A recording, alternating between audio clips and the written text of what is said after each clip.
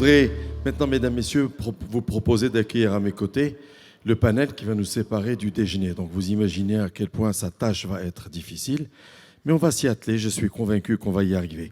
Je voudrais accueillir à mes côtés M. Mohamed Odreli, directeur général délégué de la MAMDA MCMA. Bienvenue, M. Odreli.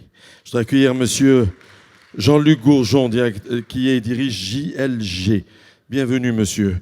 Et je voudrais accueillir, voilà, absolument, je voudrais aussi accueillir à nos côtés Reda Aboutejdine, qui vient de la Banque mondiale. Merci, monsieur Aboutejdine, d'être là. Parfait. Et pourquoi vous l'avez, moi, applaudi le dernier? Ah oui, voilà. Il faut ce qu'il faut. Merci. Je voudrais préciser que ce dernier panel, ce panel, qui est le premier, mais qui est la dernière séquence de notre grosse matinée, va nous permettre d'échanger sur un sujet important qui est l'avenir de l'assurance climatique agricole au regard de l'augmentation de la fréquence et de l'intensité des sécheresses. En réalité, ce dont on se rend compte, c'est qu'on est dans un monde où les cycles de crise liés au changement climatique deviennent plus courts, les cycles de ces crises sont plus courts et ils sont aussi sous des formes pas toujours attendues. Donc la notion d'incertitude est au maximum. Alors on vient de voir le cas de l'Espagne, évidemment, qui nous inspire. Et je voudrais remercier les trois intervenants qui nous permettent peut-être de compléter les éléments sur ce sujet. Je voudrais commencer par vous, Reda Aboutejdine. Le Maroc et la Banque mondiale collaborent depuis quelques années sur la gestion et le financement des risques de catastrophe. J'aimerais commencer de manière brève sur l'historique de cet engagement. Quels sont les éléments de succès qu'on peut garder à l'esprit? Quel rôle a-t-il joué dans la réponse à la situation du séisme qu'on a vécu, qui était extrêmement douloureux? Peut-être aussi, dans votre intervention, avoir une idée sur la place pour la sécheresse, l'assurance agricole, sur les périls couverts. Ça va nous permettre peut-être de bien planter le décor sur la relation entre la Banque mondiale et le Royaume du Maroc. Merci beaucoup. Bonjour à toutes et à tous. Donc, pour commencer à répondre à votre question, en fait, il faut vraiment se rendre compte que la sécheresse a beaucoup à apprendre de la collaboration entre la Banque mondiale et le gouvernement du Maroc, avec notamment du côté du gouvernement du Maroc, le ministère de l'Intérieur et le ministère des Finances. Je vois que monsieur le gouverneur Nassef est là, donc il vous parlera aussi des côtés gestion des risques. Moi, je vais vous parler de la dimension financement des risques. Donc la façon dont ça s'est passé, c'est qu'après le séisme d'El Hoceima en 2004, on a engagé une collaboration depuis 2008 qui a abouti à la définition de tout le système de gestion et de financement des risques de catastrophe au Maroc, qui a été déclenché à l'occasion du séisme d'El Haouz en septembre 2023. La richesse de cette approche, c'est qu'elle est duale. Duale d'abord parce qu'elle amène la gestion du risque côté du ministère de l'Intérieur, à travers laquelle on essaie de réduire le risque avant de le financer, avant de faire des paiements. On veut mettre en place des systèmes de gestion du risque, de protection de digues contre les inondations, de codes sismiques pour avoir moins de dégâts. Et ce n'est qu'une fois qu'on a réduit le risque qu'on cherche à le financer. Ensuite, au niveau même du financement, il y a une approche encore une fois duale du point de vue du gouvernement public. C'est une problématique de finances publiques. Ce qu'on va chercher à faire, c'est d'abord à déléguer aux entités qui sont les plus efficaces pour le financer une partie du financement du risque. C'est vous, les assurances. C'est-à-dire que toute personne capable de s'assurer, on va s'assurer de développer le marché, de créer le cadre réglementaire qui permet d'avoir cette assurance privée catastrophique. Donc c'est la loi F4NAT, la loi 110/14 promulguée en 2016 et avec ses textes d'application en 2020, qui a été notamment déclenchée pour le séisme d'Al Haouz. Ensuite, tout ce qui est restant, donc les responsabilités contingentes de l'État qui ne sont pas traitées par les assurances, on va chercher à les traiter de façon publique. C'est le rôle du FSEC. Donc, toutes les personnes qui ne sont pas capables de s'assurer, on va les protéger à travers un régime public de couverture pour leur permettre d'avoir aussi une notion de couverture. Maintenant, le parallèle avec l'agriculture, c'est que cette notion de dualité gestion des risques, financement des risques, a tout à fait sa place au niveau de la sécheresse. C'est-à-dire qu'avant de créer une assurance pour couvrir des pertes d'exploitation, de récolte, ainsi de suite, il faut chercher des moyens de réduire ce risque en amont. Donc, par exemple, la technologie, des semis résilients, comment aussi donner des incitations pour aller avoir des récoltes dans les zones les plus assurables où on n'a pas trop de risques d'avoir des pertes. Donc, ça, c'est un début de parallèle sur comment est-ce qu'on pourrait s'inspirer de la richesse de la collaboration avec la gestion des risques, le ministère de l'Intérieur, et le financement des risques, le ministère des Finances et le FSEC, pour reproduire cela au Maroc. Alors justement, qu'est-ce qu'on doit garder à l'esprit? dans cette dynamique entre l'assurance privée et le fonds de solidarité sur les événements et catastrophes qui jouent le rôle du public pour compenser et faire l'amortissement? Tout à fait, c'est une très bonne question. Je pense que si on revient aux principes fondamentaux de l'assurance, ce qu'on traduit par cette différenciation entre l'assurance... Et d'ailleurs, permettez-moi, dans les interventions des keynotes, nous l'avons eu tout à l'heure, en particulier de la présentation du cas français et du cas espagnol, sur le rôle des deux acteurs dans les situations les plus difficiles. Tout à fait. En fait, c'est vraiment un dialogue qui se crée. Donc, de la même façon que la gestion des risques réduit le risque, le financement des risques à travers l'assurance peut donner les bonnes incitations. Donc, par exemple, vous savez que dans la théorie de l'assurance, vous avez des problèmes d'antisélection ou voilà, de comportement de sélection adverse, ainsi de suite, où vous voulez, à travers le contrat assurantiel, donner les bonnes incitations. Donc déjà, d'un point de vue assurance agricole, est-ce qu'on peut aussi avoir une notion d'assurabilité? Donc, il y a des zones qui sont assurables parce que le risque n'est pas trop élevé, mais garder une notion de solidarité, comme pour le FSEC, ou les zones qui ne sont pas assurables, ou par exemple le fermier de Guilmim, qui va avoir une sécheresse tous les 2 ans avec beaucoup de pertes. Comment est-ce qu'on traite ce cas-là? Donc il y a cette dualité avec un système de solidarité, un fonds qui s'assure sur les marchés internationaux et un système assurantiel local privé qui traite que les risques qui sont assurables, qui peut être intéressant. Donc d'abord, il faut réduire le risque de la même façon qu'on le fait là-bas. Comment est-ce qu'on le fait? À travers, d'abord, inciter pour que l'agriculture se passe dans les zones les plus, disons, les moins risquées, mais aussi avoir des semis résilients. Donc il y a des semis qui sont plus résilients que d'autres et qui présentent moins de risques, à risque égal. Je veux dire, à aléa égal. Ensuite, vous avez des notions aussi de technologie, donc comment est-ce qu'on utilise les drones ou autres pour faire cette histoire-là. Donc ça, c'est en amont. Et ensuite, une fois qu'on a le sinistre, c'est comment est-ce qu'on améliore l'existant. Il y a un truc très important, on a M. Lodrillet avec nous ici, c'est que contrairement à la gestion des risques et financement des risques de catastrophes naturelles, séismes, inondations, où il n'y avait pas grand-chose qui existait avant, on a vraiment tout construit ex nihilo. La sécheresse, il y a déjà un système qui est en place. Donc il ne s'agit pas d'arriver et de tout chambouler, il faut vraiment se poser dans l'existant et voir comment est-ce qu'on avance sur cette base-là. Donc sur cette base-là, si on garde ce qui est existant, c'est de dire, étant donné les systèmes actuels, ce qui coûte très cher, c'est la vérification des sinistres. Donc est-ce qu'on peut la résoudre en vérifiant avec du digital par exemple, ou encore avec de l'assurance paramétrique pour éviter tout le processus de vérification très lourd et très coûteux de cette base-là. Maintenant, il y a cette première phase qui est changer l'existant. Il y a une deuxième phase qui est ce qu'on a besoin d'une réforme structurelle? Est-ce qu'on a besoin d'aller plus loin que ce qui existe déjà? Donc, par exemple, donc, il y a la stratégie Génération Green qui demande à ce qu'on passe de 1 million d'hectares à 2,5 millions, donc 2,2-2,3 de multirisques céréales d'ici 2030. Avec un marché aussi important, est-ce qu'il y a une logique à ouvrir le marché à d'autres nouveaux acteurs? La séparation entre le privé et le public avec la solidarité, est-ce que ça donne une rationalité à ça? C'est une discussion beaucoup plus politique qui va se faire dans le temps avec nos partenaires à la MAMDA et au secteur des assurances.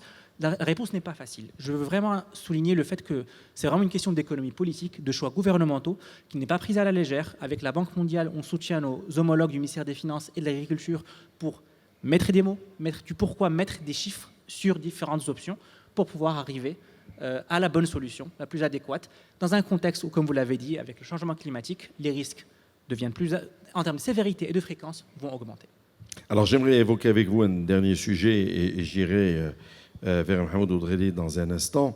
Quand il y a une situation de sécheresse, au-delà de l'impact direct au niveau de la production agricole, une situation comme ça peut avoir des incidences importantes, d'abord au niveau des indicateurs macroéconomiques, et ça peut même aller par ricochet jusqu'à toucher le secteur financier, parce que, par exemple, il y a des lignes de crédit qui sont données aux agriculteurs, et évidemment, ça montre que quelque part, il y a des incidences qui vont au-delà de ce à quoi on peut penser initialement.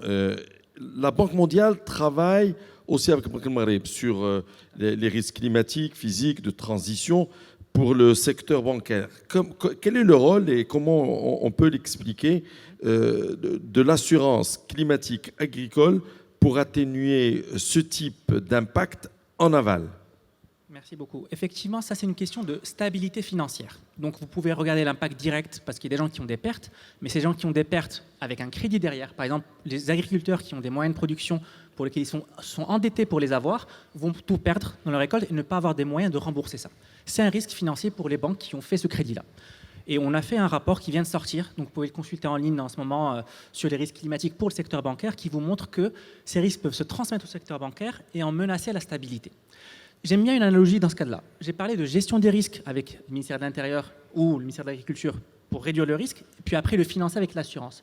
Ici, l'assurance se transforme en un outil de gestion des risques pour un financement à travers des normes prudentielles. Ce qu'on va faire, par analogie, c'est comme les assureurs vont couvrir ces agriculteurs ou ces gens qui ont des pertes, on va empêcher le risque ou le minimiser la transmission du risque vers le secteur bancaire.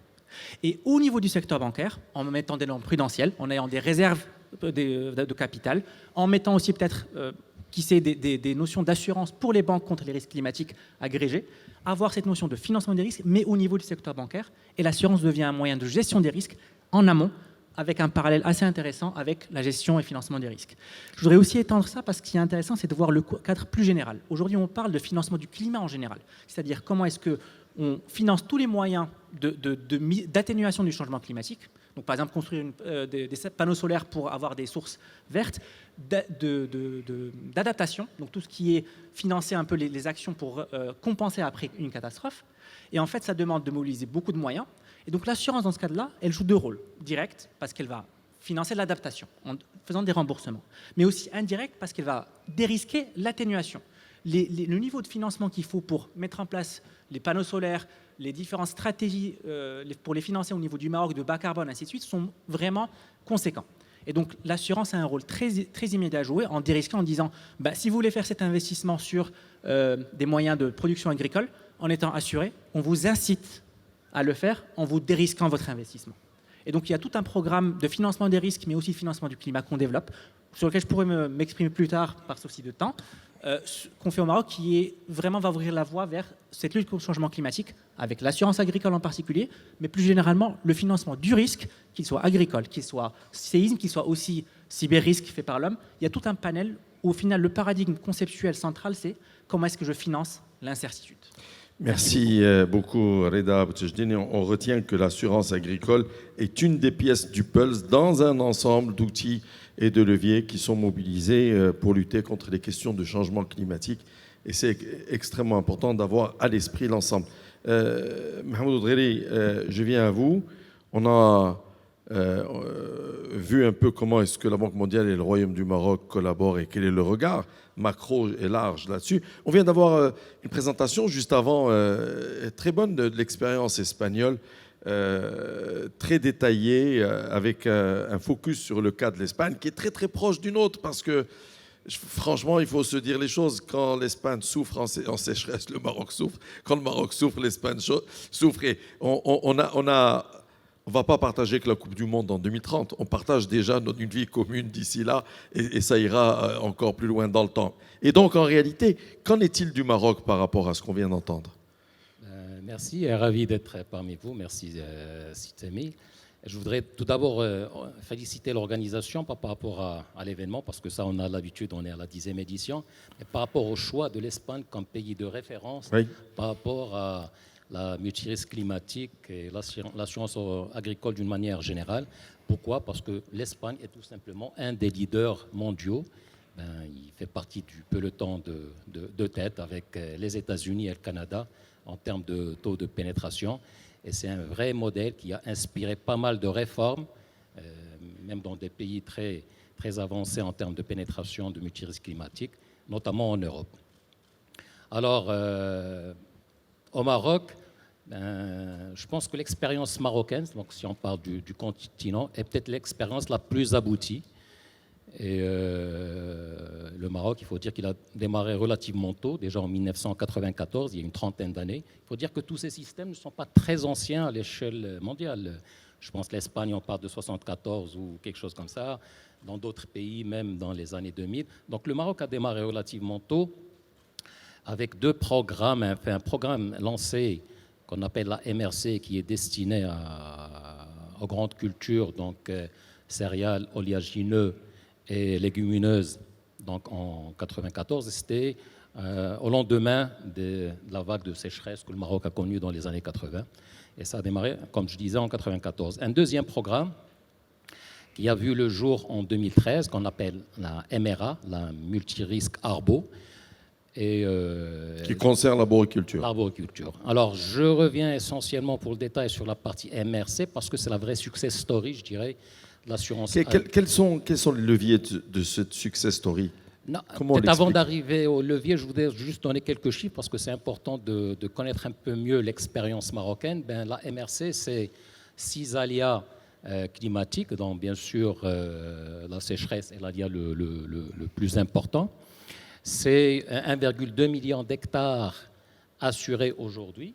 Et sachant que le programme a démarré, comme je disais tout à l'heure, en 1994 en tant que garantie de l'État, mais qu'il y a eu un événement majeur en 2011 où on a transformé ce programme, cette garantie de l'État, en un contrat, une convention d'assurance tripartite signée entre le ministère de l'Agriculture, le ministère des Finances et l'opérateur qui gère ça, qui est Mamda. Et que depuis cette date-là, enfin c'est une date charnière, on est passé de superficie, enfin une moyenne d'assurance de 68 000 hectares à 1,2 million d'hectares. Il n'y a pas que la superficie qui est la success story, je pense que le programme a largement joué son rôle pour développer je dirais la résilience donc, de l'agriculture et des agriculteurs marocains, et notamment au niveau des grandes cultures, puisque sur cette période-là, de 2012 à 2023, la Mamda a payé quelque chose comme 4,5 milliards de dirhams. Et sur les 5 dernières années, et c'est là où on rejoint un peu toutes les tendances qu'on voit en Espagne ou ailleurs, sur les 5 dernières années, on a payé pas moins de 3 milliards de dirhams. Alors, en termes de bilan, le bilan, je dirais, il est exceptionnel pour l'agriculteur, parce qu'en moyenne, les agriculteurs, ils ont payé sur la période par hectare quelque chose comme 32 dirhams par an et par hectare. Et ils ont reçu en revanche, en moyenne, quelque chose comme 420 dirhams par an et par hectare. En termes de bilan, pour rester sur l'expérience marocaine, il n'y a pas que les chiffres, parce que je pense que le programme, à travers ces chiffres, montre très bien qu'il a joué son rôle dans le développement de la résilience de l'agriculture au Maroc. Mais la success story, elle s'étend également à tout ce qui est innovation, au processus de gestion, à la digitalisation. Et là, je ne vais pas juste prêcher pour ma paroisse, parce que je pense que c'est des choses qui ont été faites bien avant que je n'atterrisse à Rabat. Donc depuis 2011, je pense qu'on assiste à un programme qui est géré de main de maître, avec, au-delà de la digitalisation, je dirais, classique qu'on peut retrouver dans tous les processus d'assurance automobile ou autre, avec une utilisation massive de choses spécifiques à l'agriculture. Aujourd'hui, en quelques années, la Mamda est devenue un des premiers consommateurs d'imagerie satellitaire au Maroc, un des premiers consommateurs d'indices, de paramètres, NDVI, donc indices de végétation et autres, un des premiers consommateurs de systèmes d'information géographique. Tout à l'heure, Tajdine a parlé de drones également. Donc, et tout ça dans un objectif de mieux estimer, mieux évaluer, mieux anticiper et mieux servir. Et en termes de qualité de service, je pense qu'on peut être fier de toutes ces réalisations. Donc, dans tout ça, il y a peut-être une petite zone d'ombre. On a parlé de chiffres, on a parlé de choses qui ont de 3 milliards de dirhams sur les 5 dernières années. Le bilan assurantiel, disons qu'il est quelque part déséquilibré. Donc deux points en termes d'abord un bilan assurantiel déséquilibré et une tension, je pense que M. Gourjean va en parler, de pouvoir placer le risque à l'international. Ça ne concerne pas que le risque marocain, c'est une tension que connaît le marché de la réassurance des risques climatiques de manière générale. Je reviendrai à vous pour conclure tout à l'heure l'ensemble de notre panel, mais j'aimerais justement, je vais revenir à vous, on a le temps, vous avez votre micro, je voudrais aller vers Jean-Luc Gourjean. Vous écoutez les différents intervenants, vous avez entendu aussi les keynotes ce matin. J'aimerais vous demander, avec votre expertise dans les questions de réassurance, ça a été évoqué par Mahmoud Relay il y a quelques instants, quelles sont les conditions pour que les récoltes agricoles restent aujourd'hui assurables dans un monde d'incertitude? Et franchement, très humainement, j'ai envie de dire, je ne comprends pas les kleptos, comment on appelle ça, les gens qui sont sceptiques par rapport aux questions de changement climatique. C'est mon anglais qui se mélange à mon français. Les climato-sceptiques, merci. Les climato-sceptiques. Et évidemment, c'est difficile d'imaginer qu'il y a des choses qui sont aujourd'hui visibles à l'œil nu, dont les impacts sont sociaux, sont humains. Et donc, j'imagine, quand les réassureurs doivent travailler, ils disaient que ce n'est pas le cas du Maroc, c'est à l'échelle mondiale. Quelles sont les conditions pour que ces récoltes restent assurables aujourd'hui? Bonjour à toutes et à tous. Alors, Madame Lussmann a parlé de l'assurabilité, donc elle a cité les 4 critères. Je voudrais revenir sur un critère qui est la mutualisation, parce que l'assureur, en gros, essaye de mutualiser sur une année, pour le dire simplement, et multibranches en général, et puis les réassureurs essayent de faire ça plutôt sur 5 ans.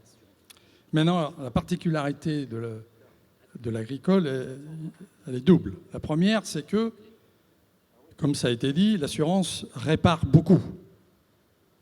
Là, on ne répare rien du tout.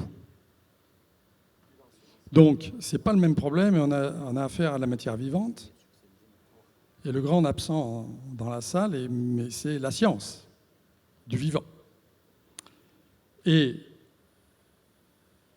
les techniques actuarielles, assurance, réassurance par exemple, sont fondées sur l'idée que le passé va plus ou moins refléter l'avenir, on a des tendances, on met à jour et on calcule. Le problème avec le changement climatique, c'est que ça ne marche pas du tout, du tout, du tout. Pourquoi? Parce que une tendance, ça ne vous aide pas à faire grand-chose. Donc, pour répondre à cette question, d'abord, il n'y a pas de climato-sceptique chez les réassureurs agricoles. Et on a cité quelques exemples. L'Espagne a parlé de son expérience. Le Brésil, en 2022, c'est un désastre absolu, à la fois pour l'économie brésilienne, puisque l'agriculture représente un très gros pourcentage du PIB, évidemment pour les assureurs, mais aussi beaucoup pour les réassureurs. Et là, la particularité, contrairement à l'assurance classique, c'est que dans le monde, les assureurs agricoles sont peu nombreux. Donc vous avez les cas, comme le Maroc, il y en a un. Vous avez la France, on va dire qu'il y en a 7-8. Vous allez aux États-Unis, 10. Je sais, il y a quelques dizaines de milliers d'assureurs au total aux États-Unis. Donc 10, vous voyez, ça ne fait pas beaucoup. Donc la particularité, c'est qu'il y a peu d'intervenants. Alors pourquoi il y a peu d'intervenants? Parce que c'est très technique. Et c'est aussi, à l'échelle de l'assurance mondiale, un micro-marché. Quand on parle des indemnisations agricoles dans le monde, si vous ramenez ça aux dommages, à l'accident du travail, à l'automobile, à tout ça, ça représente de petits chiffres. Alors le problème, c'est qu'avec le changement climatique et les problèmes d'alimentation, c'est un gros problème sur lequel il n'y a pas beaucoup d'argent. Donc en fait, il y a un problème de distribution, et c'est vrai aussi des réassureurs. Alors, que fait le changement climatique? Pour être pragmatique, ce que ça dit, c'est que là où on pensait qu'il y avait des décorrélations, y compris au sein des branches agricoles, ce n'est plus le cas. Donc les durées de sécheresse augmentent ou de pluviométrie. Le deuxième, c'est que spatialement, c'est beaucoup plus grand. Et que maintenant, pour les réassureurs, vous avez plusieurs pays qui peuvent être affectés par le même scénario. En fait, ce qu'on est en train de dire, c'est que ça ressemble beaucoup à une autre branche qui s'appelle le dommage catastrophe naturelle, dans lesquelles le problème, c'est vous avez la fréquence, certes, mais vous avez aussi la sévérité et le coût. Et le fait que, si vous prenez les catastrophes naturelles, vous faites simple, dans le monde, on peut estimer qu'il y a peut-être une dizaine de zones indépendantes pour mutualiser. Avec le changement climatique, les réassureurs doivent revoir absolument comment ils allouent leur souscription, donc leur capital, à travers le monde, pour tenir compte de ça.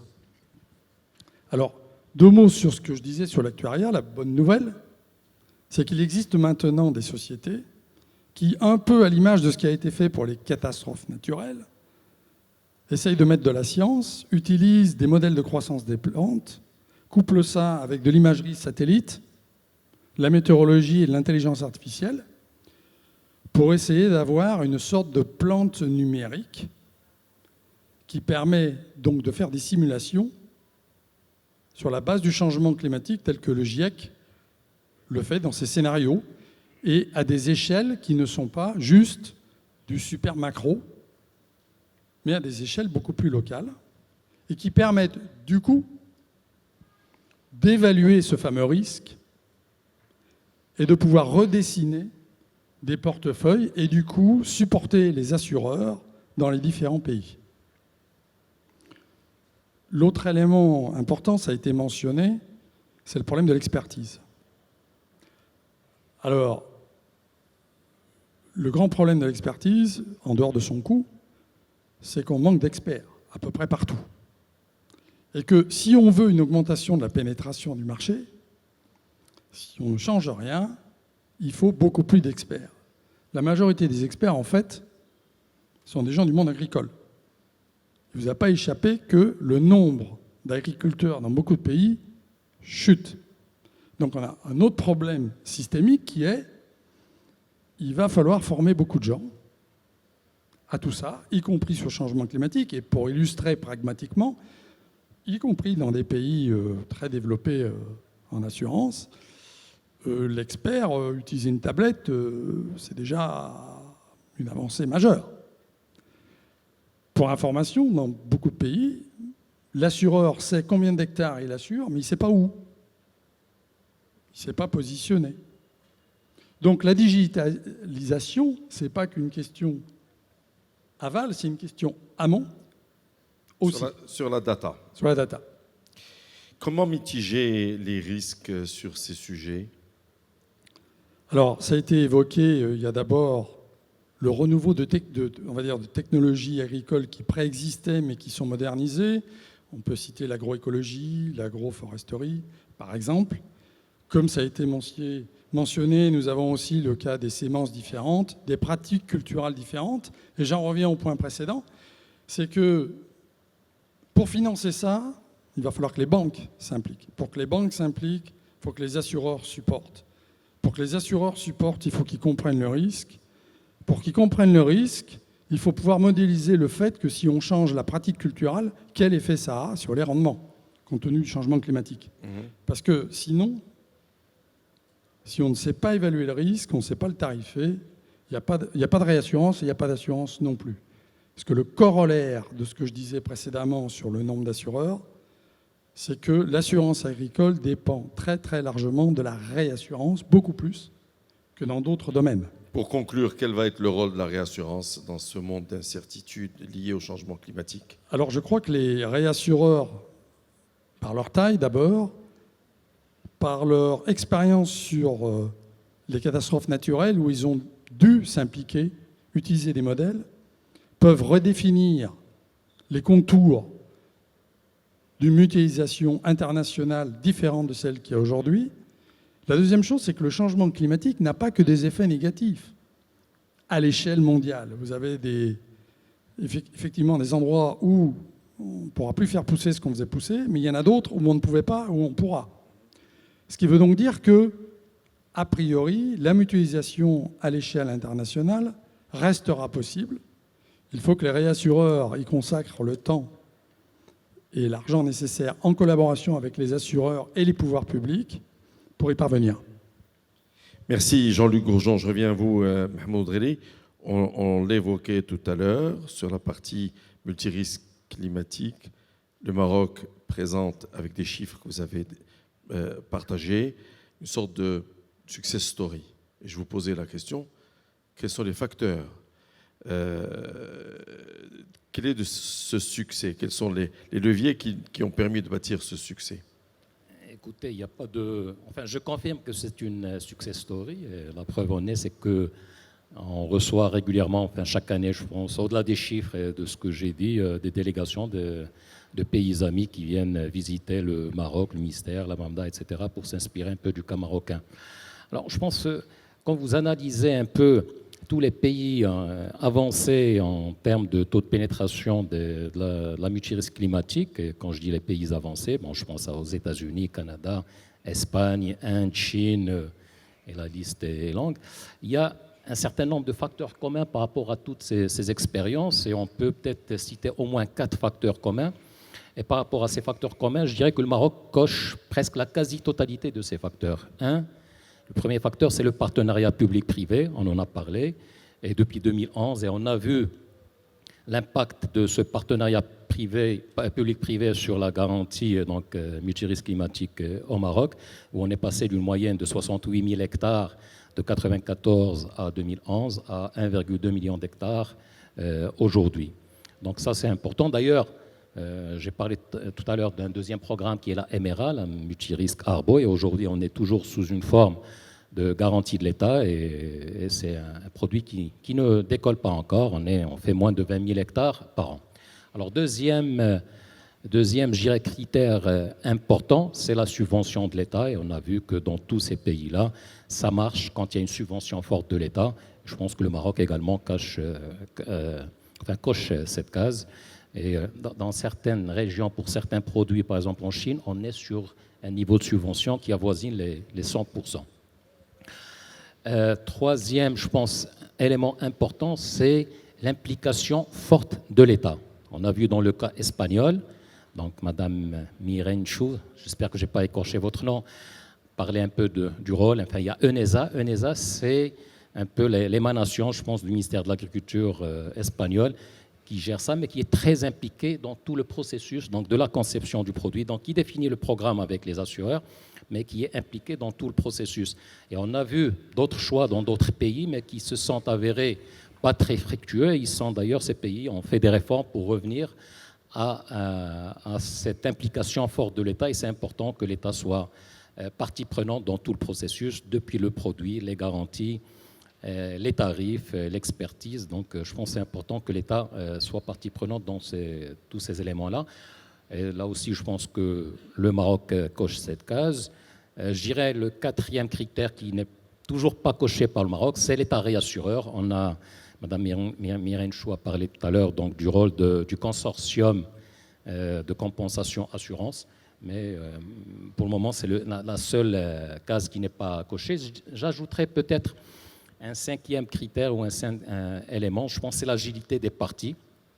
Et encore une fois, je pense que pour ce genre de risque, on n'est pas sur des risques classiques, il faut absolument que les parties soient agiles. Et je pense que par rapport à l'expérience marocaine a montré cette agilité, que ce soit de la part du ministère de l'Agriculture, de la part du ministère des Finances et de la part de l'opérateur. Et on est sur 12 ans à la 5e version du produit. Merci. Il faut peut-être, évidemment, le comparatif qu'on fait avec l'Espagne. La présidente nous disait tout à l'heure qu'elle est au-delà de la moyenne européenne en ce qui concerne la contribution au PIB, 2,3% en Espagne, autour de 2% en Europe. On est largement beaucoup plus au Maroc, et ça montre à quel point ce que vous venez d'évoquer, la notion d'agilité est extrêmement importante parce que l'impact sur les populations est important. Nous sommes dans un pays quand même qui souffre depuis 6 ans de sécheresse, et si je ne me trompe pas, 80% à peu près des surfaces agricoles bénéficient ou vivent de cultures pluviales. J'aimerais vous demander brièvement comment est-ce que vous appréciez la situation actuellement ? La situation donc, du stress hydrique au Maroc et de l'agriculture, il est vrai que le Maroc fait partie un peu du pourtour méditerranéen, donc c'est une des zones les plus touchées au niveau mondial par le phénomène de changement climatique. Et le Maroc, avec l'Espagne, solidarité oblige encore une fois, font partie des 5 pays les plus touchés au niveau du pourtour méditerranéen. Donc la situation en termes par rapport à la sécheresse et au stress hydrique, elle est là, elle est bien installée.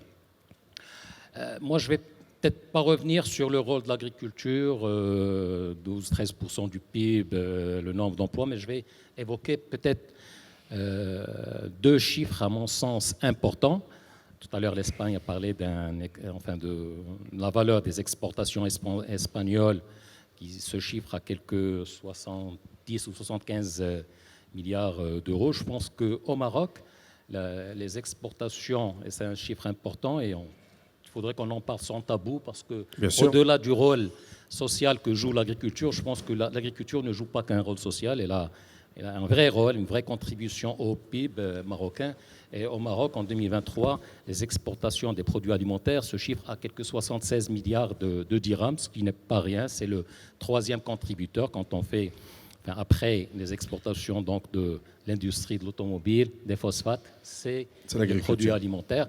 Et ces produits donc, alimentaires, en amont, c'est des cultures irriguées. Donc, je vais commencer par les cultures irriguées. Et quand on sait qu'aujourd'hui, dans une année normale, le besoin des cultures irriguées au Maroc, c'est quelque chose comme 14 milliards de mètres cubes par an. Satisfait à hauteur de 10 milliards, je pense, de mètres cubes par les eaux de surface, donc barrages, etc., et 4 milliards de mètres cubes par l'irrigation privée. Sur les dernières années, je pense que les lâchers des barrages, on a dû lâcher quelque chose entre 1 et 3 milliards de mètres cubes sur les dernières années, versus un besoin de 10 milliards. Bon, même si on suppose que sur l'irrigation privée, je sais qu'elle a été touchée, je n'ai pas les chiffres de comment ça a évolué, mais elle a été également touchée.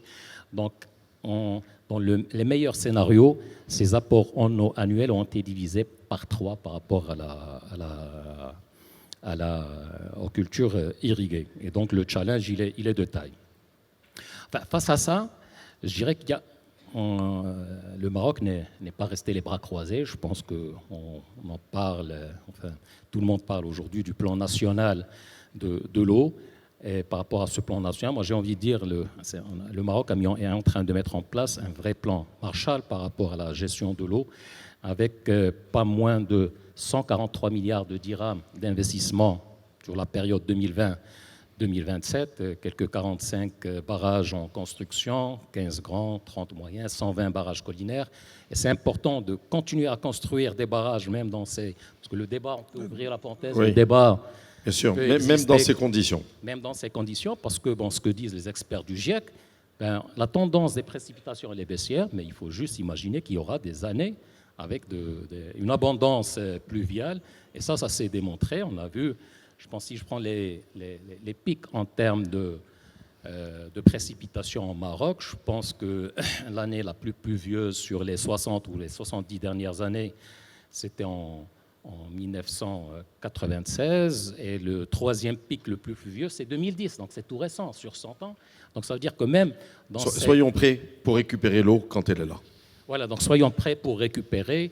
Deuxième, je pense, dans ce plan national de l'eau, je pense qu'il est important de dire quelques mots par rapport à ça. On travaille sur les autoroutes de l'eau et c'est important de mettre en place ces autoroutes de l'eau parce que le stress hydrique connu, le Maroc, en moyenne, on parle aujourd'hui de 600 mètres cubes par an par habitant, mais c'est une moyenne nationale. Quand on est au Loukos, au Harb, ce n'est pas la même chose qu'à Casa. Casa est peut-être la zone la plus touchée avec moins de 200 mètres cubes par an et par habitant. Donc les autoroutes de l'eau, ça aussi, Le plan national ne se limite pas à ça. Je pense qu'il travaille également sur l'exploration des nappes profondes. On travaille également le plan national travaille sur l'évaporation de l'eau. Et je vais juste vous donner un chiffre. Aujourd'hui, en termes d'évaporation d'eau sur les eaux de surface au Maroc, c'est 1,5 million de mètres cubes par jour. Donc c'est soit l'équivalent du tiers des besoins en eau potable. Et donc, optimiser ça aussi, c'est pas négligeable. Donc, ça, d'un côté. Et puis... Après, j'aurai une dernière question pour vous. Et puis, c'est important, toute la partie... le plan travaille également sur les nouvelles ressources. Donc, c'est 150 stations de traitement, c'est 100 millions de mètres cubes à horizon 2030 qui viendraient des eaux retraitées. Et c'est surtout le dessalement de l'eau de mer, où on parle de 50% de l'eau potable donc qui viendrait de ce dessalement d'eau de mer, et 500 millions de mètres cubes adressés à l'agriculture. Donc si on fait les 500 millions de mètres cubes adressés à l'agriculture, plus toute l'économie de 50% qui viendrait de l'eau de mer, donc c'est quelque chose comme 1,4-1,5 milliard de mètres cubes à horizon 2030 qu'on pourra assurer grâce à ce plan national. Bien sûr, si on le compare par rapport aux 10 milliards, ça peut paraître pas assez, mais si on compare par rapport au lâcher de ces 2 ou 3 dernières années, c'est l'équivalent de ce qu'on a lâché comme eau de barrage sur les 2 ou 3 dernières années. Un deuxième, ça c'est par rapport aux cultures irriguées. Sur la partie bourre et les céréales, et ça aussi je pense c'est important. Je pense que le Maroc il s'est fixé comme objectif de faire quelque chose comme 50 millions de quintaux, même dans des années compliquées en termes de sécheresse. Et par rapport à ça, je dirais c'est un challenge qui n'est pas facile à atteindre, mais qui n'est pas impossible. Je pense qu'il y a eu plusieurs idées par rapport à ça, comment améliorer les rendements. Et aujourd'hui, le Maroc, si on devait mettre l'accent sur un problème sur la partie céréales, c'est une problématique de rendement. Aujourd'hui, le rendement moyen au Maroc, il tourne autour de 16-17 quintaux l'hectare. Quand on va à l'Espagne, on est sur 38 quintaux. Quand on va en Ukraine, on est à 40 quintaux l'hectare. Donc il y a une marge de progression qui est là, qui est existante et qui est faisable. Moyennant tout ce qui a été dit. On a parlé de semences, développement de semences, de semis directs. Et à chaque fois, sur chaque projet qu'on met de ce type-là, par exemple sur les semences, c'est des gains, je pense, de 30% sur les rendements. Le semi-direct, c'est 30%. Donc tout ça pour dire, c'est des choses qui sont très faisables, qu'on pourra faire. Donc il suffit d'insister pour les faire.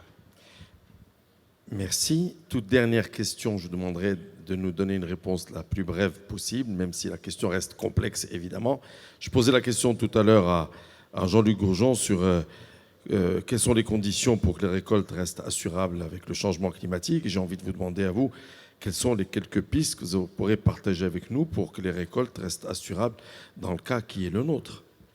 Peut-être 3 ou 4 idées. La première, je commencerai par les rendements. Il faut absolument qu'on règle ce problème. Augmenter les rendements. Augmenter et surtout réduire la volatilité. Parce que augmenter, oui.